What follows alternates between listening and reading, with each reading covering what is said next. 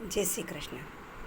મિત્રો, શ્રાવણ મહિનો આવી રહ્યો છે અને શિવની વાત ન થાય તો નકામું જ. મહાદેવ, દેવાધિદેવ મહાદેવની વાત કરીએ તો શ્રાવણ મહિનામાં આજે વાત કરીશું પાર્થિવ શિવલિંગની. કહેવાય છે કે સતયુગમાં રત્નનું શિવલિંગનું ખૂબ મહત્ત્વ છે. દ્વાપર યુગમાં સોનાનું શિવલિંગ, ત્રેતાયુગમાં પારાનું શિવલિંગ અને કળયુગમાં પાર્થિવ શિવલિંગનું ખૂબ મહત્ત્વ છે. નદી, તળાવ કે કૂવાની જે માટી છે તે માટી લાવી તેમાં સુગંધી દ્રવ્ય મૂકી અને નાના પાર્થિવ શિવલિંગની રચના કરવી. પાર્થિવ શિવલિંગને ખૂબ જ મહત્ત્વ આપવામાં આવ્યું છે.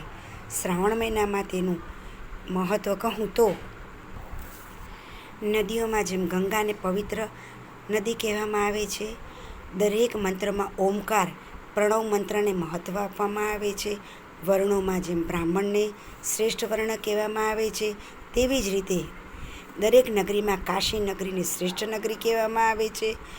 તેમજ દરેક રાત્રિમાં શિવરાત્રિને મહાન ગણવામાં આવે છે. દરેક શક્તિમાં શિવ અને શક્તિને શ્રેષ્ઠ ગણવામાં આવે છે.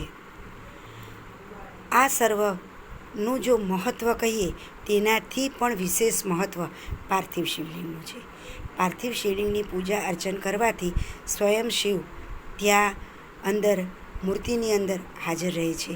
એટલે કે તમે શિવની સાનિધ્યમાં રહો છો તેવું ચોખ્ખું જ શિવ પુરાણમાં કહ્યું છે.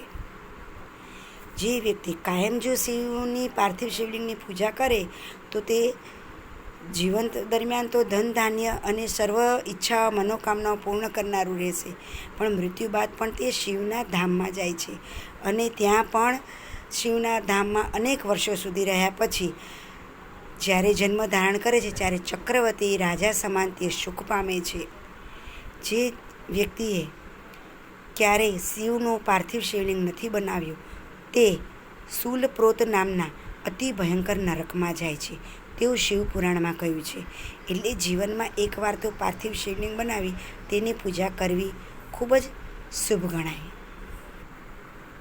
શ્રાવણ મહિનામાં સ્વયંભૂ શિવલિંગ એટલે કે જ્યોતિર્લિંગની સ્વયંભૂ જે જ્યોતિર્લિંગ છે તેની પૂજા કરો એટલે મહાપૂજા કહેવાય. એટલે કે મહા અભિષેક થાય.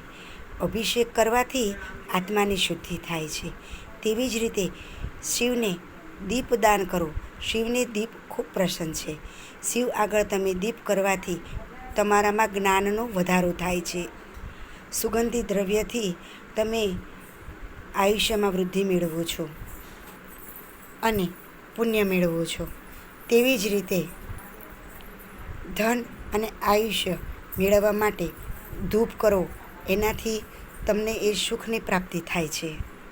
પાનથી ભોગની પ્રાપ્તિ થાય છે. જ્યારે નમસ્કાર અને જપ કરો શિવનો તેનાથી સર્વ મનોકામના પૂર્ણ થાય છે. સર્વ ઈચ્છાઓ તમે પૂર્ણ કરો છો. એટલે કે ભોગ અને મોક્ષ બંનેના તમે અધિકાર બનો છો. શ્રાવણ મહિના વિશે વાત આપણે કરીએ તેમાં આજે આટલું જ કહીશ. એટલે કે પાર્થિવ શિવલિંગ કરવાનું ચૂકતા નહીં. જય શ્રી કૃષ્ણ.